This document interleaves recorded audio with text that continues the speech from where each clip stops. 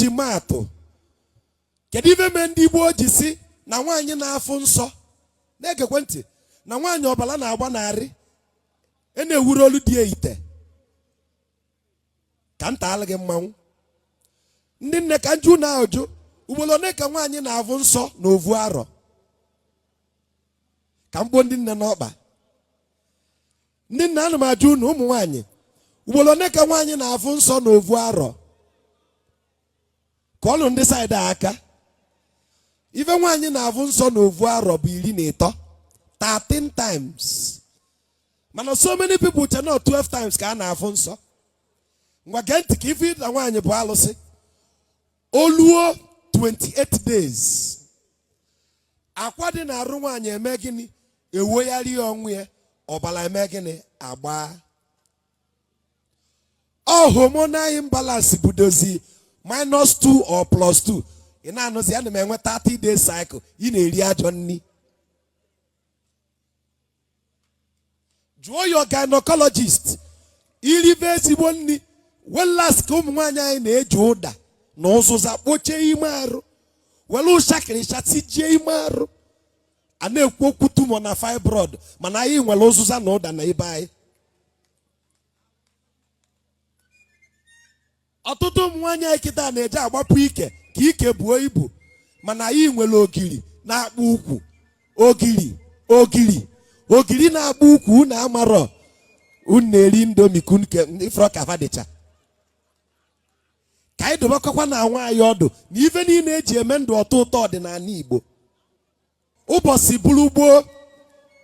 nne m ochie nwere ike ịdị na-ete ove gị bụ nwata etinye aka n'ime ovie maka na nri anyị na-esi n'ala Igbo bụ ọgwụ ka ọ bụ ọ bụrụ kata ndị nne na-esizi ife gụtalava ana m ekwu ndị nne nke ọgbara ọvụ icheke ndị nne kalụ nka ife na-ayị ụmụaka ka eji ewu ite ọ bụ na oyi na-atụ ụmụazị ma a na ọvọ ose ka anyị emedade esikwesị nsala na gịnị n'ọkụ ọ bụ na avọ na-alụ ụmụaka ya ịma na ọ ya ete ọva arịgbe ife n'ihe agwọ gịnị avọ ọlụlụ ọ bụrụ kịta ụtụtụ iyelie indomi na akwa anụ ọvịa ịdị ka indomi na akwa emezie ya na-ayọ ya na-ejeli n'ụlọ ọgwụ maka na ntọ na-eni anyị ji dị iche anyị amarọzi ka anyị nachitekwe n'okwu anyị nkwuo na Igbo na-ebi n'aka na-atọ ezi ike nga na ifite ịbịa n'ọmụbala ife ya anụ ya bụ ivite IVITE ịbịa na Igbo izugbe ndị isu ama ịnụ ka ọ kpọrọ ya ihite IHITE ịbịa n'enu Igbo agba enu ịnụ ka ọ kpọrọ ya ifite IFITE ijebe ihe dịka olo ịnụ ka ọ kpọrọ ya ibite IBITE ọkpọlịa ifite ọkpọlịa ivite ọkpọlịa ihite ọkpọlịa ibite fancha niile bụ gịnị ofu okwu melụ na ọtụtụ ndị ya asị gị bịa n'obu m ọmụbala ya asị gị bịa n'obu bata n'obu enu Ọnịcha asị gị bịa n'obi ije n'ebe na ọsị bịa n'ovu ofu okwu a ka ọ bụ ka anyị nachitekwa n'okwu ịgụ arọ mbekwu ọ na wee gwa anyị si anyị Igbo bụ Igbo na ọnwa mele Igbo dị arọ dị ọnwa 13 n'ọnya ka mụ bụ mbekwu ọ na bụ n'azụ ya mere njiji nwayọ na-aga n'ụwa mbekwu a na-emere ọsịsọ ndị Igbo otu enu si gị o ji nwayọ ga ada emelụ gịnị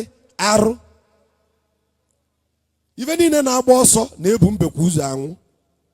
ma ịla mbekwu ji nwayọ na-akpụ na-agụ taịm ọ mbekwu na-agụ arọ mma anụmanụ one ka mbekwu ebi ndụ n'ụwa mbekwu kakwa ife niile dị n'ụwa nwe ndidi ihe edebe mbekwu ọnwa na-atọ oliro nni ọ ka dị ndụ ọ na-eche ebe gị mbọsị ọbụla iji nyekwe nni ome gịnị olie bugidekwe mbọsị ọzọ ịgụ arọ ọ bụ na 12 kalenda month ndị ọcha wetala anyị ịma na arọ anyị na-agụ ezuru oke